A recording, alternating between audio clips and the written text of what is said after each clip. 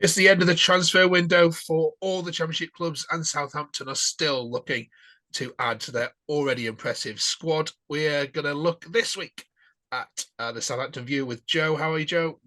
Very well, thank you yourself. Yeah, looking good. Let's talk this week then. Let's go. We'll talk about Manuel Benson and all the rumours around there. Want to talk about Kamari Doyle as well. Love to get your views on Joe Rothwell and how he's performed so far. And we're going to look ahead to a very busy February for Southampton. First of all, the last day of the season is Southampton Leeds. As a neutral, we're all hoping that game has something riding on it, and it's Mhm. winner goes up. I'm guessing you're hoping that it's going to all be done by then. Yeah, I would like to think that by the last game of the season we'll have solidified that second spot. Um, it's quite awkward actually. My father is a Leeds United fan, and it could be quite a difficult conversation if they stay down in the championship and then we go back up. But I'm really looking forward to that one actually. That's probably the one game that I'd be most excited for the whole season. There's some comments on our video last week from Southampton fans saying, actually, we don't mind not going up this season. It wouldn't be so bad. We know let's get Portsmouth here. Let's have a season of battering Portsmouth and let's go up the year after. How do you view that unique perspective shared by some?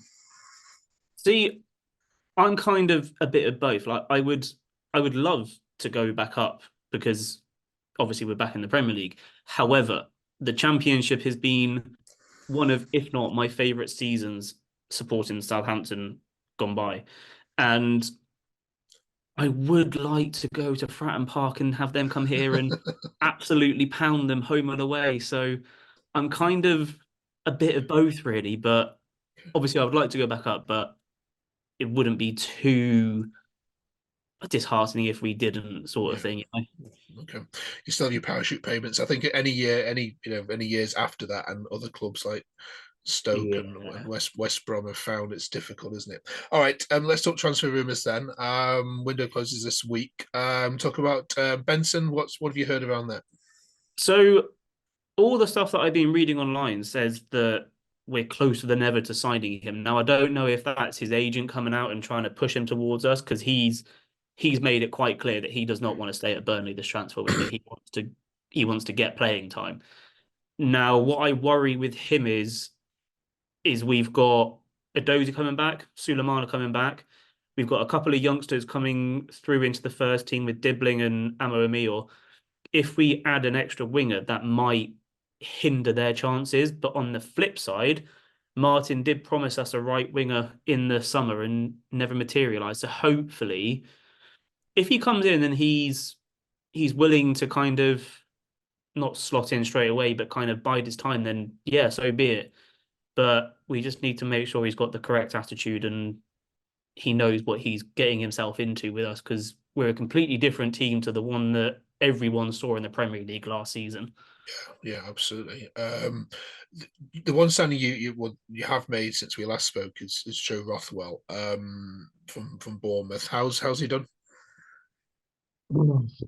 Well, again, I mean, against Swansea, I was there and I wasn't too impressed to be honest with you. Like, I think the problem with Rothwell is he's come from not playing a lot. Like, he didn't really play a lot of Bournemouth in the Premier League, and that we're two completely different teams. Bournemouth play like what we used to, like pressing and that kind of stuff, and we're now more holding the ball and wearing teams out. So I think it might just be a case of him getting used to his surroundings, and I hope that is because I think we've got a very good player on our hands if he can get up to speed quickly enough with what we want him to do. Um, and going the other way, then Kamari Doyle. It's been on the books in Southampton since 9 years old. England under 19 player. Obviously, it hasn't made it into the first team perhaps as much as others would like. What was your view on him and joining Brighton? I find it a quite strange move. Like he's gone. His agents come out and said, "Oh, it's for more playing time." But surely you would want to go to someone like a Burnley, like a Luton, somebody like that. Because I look at Brighton's midfield and I don't see where he fits in. And they've come out and said Brighton have come out and said he's going to go straight into the under 21 section. It's like, well, what's the point of moving then? You might as well have just stayed with us and kind of bided your time. But if that's what he wants to do, then so be it. I just find it Um, very strange. any others that you're hoping for coming in or going out? Anything on the horizon? Well, I know this isn't going to sit too well with you, but I'm hoping that Mason Holgate gets recalled from his loan spell because my God, against Watford, he was. Yeah, I'm not going to say what he really was, but yeah, he's not filled me with much hope to say it like that. Yeah, he's But a he's a very average defender. Um, yeah, he is. and that's being kind. Yeah. um, I would maybe like to see a replacement centre back for him because if he goes, then we've only really got Jack Stevens, Harwood Bellis, and Bednarek. So maybe another centre back if Holgate goes. Other than that, just a right winger and a centre back really. Yeah. I think the rest of the team kind of picks itself, so to speak. I can't see Sean Dyche recalling him. Not even if No. not if we do sell Godfrey. All right then. So you've got a very busy February, which kicks off this weekend against away at Rotherham, and then you've got 4 home games, 4 home games in 18 days, because you've got your replay against Watford, and then if you have a look at them, there isn't any reason to suggest that you won't go February unbeaten either as well. If we run through them, so Rotherham away, Huddersfield at home, Bristol City away, West Brom away, which could be tricky on a Friday night, a Yeah. Tuesday night game against Hull at St Mary's, and then we end the month with a home game against Millwall. So, the no disrespect to them, the West Brom game is potentially tricky, but there's some nice fixtures there for you to go on another run. Yeah. I mean, as you said, the only one that really sticks out to me is that West Brom away. And also, I will say is it's not concerning me Bristol City away, but there's a bit like Swansea. There's something niggling at the back of my mind that thinks, oh no, this is going to be the game that undoes us. But I would like to think that we'll go February unbeaten, and hopefully all wins, not dropping points with silly draws. Yeah, we've that's what's cost you, isn't it, this year? Otherwise, you and Leicester would be tying your draws against Rotherham. It actually was one, wasn't it? The Yeah, reverse Rotherham, fixture of this weekend. Watford, and Huddersfield were the two ones that really stuck out to me, especially Huddersfield away. That was atrocious. All right, let's get your January player of the month then, Joe. Before we let you go, which player has stuck out for you? It has to be for me, Taylor Harwood-Bellis. I know he's not our player, but we have got to somehow, even if we stay down next year, we have got to somehow manage to convince him that Southampton is the right place for him. He loves it. He loves his teammates. But yeah, I think yeah, he's been an absolute monster at the back this January.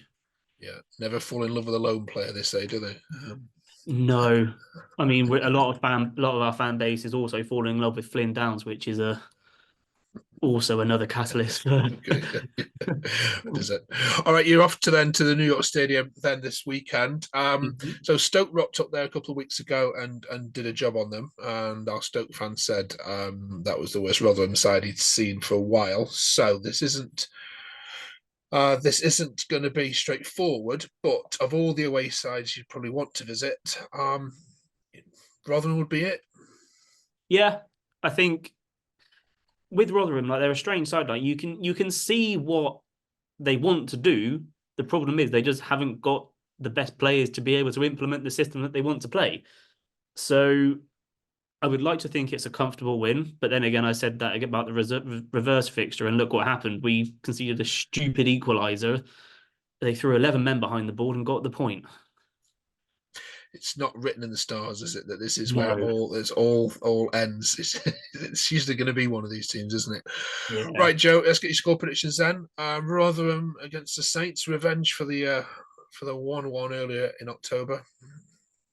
I'm going to go for a comfortable 4-0 win to Southampton. Okay, good. Yeah, I think we've got enough in our front line to do some damage with them. All right, nice one. Well, thank you, Joe. If you're a Saints fan and want to comment on anything that Joe said here around transfers, or whether you completely disagree about not going up this year just to batter Portsmouth, because they're slipping up at the moment, aren't they? Actually, there's no Yeah, guarantees they that actually really they'll are. be up.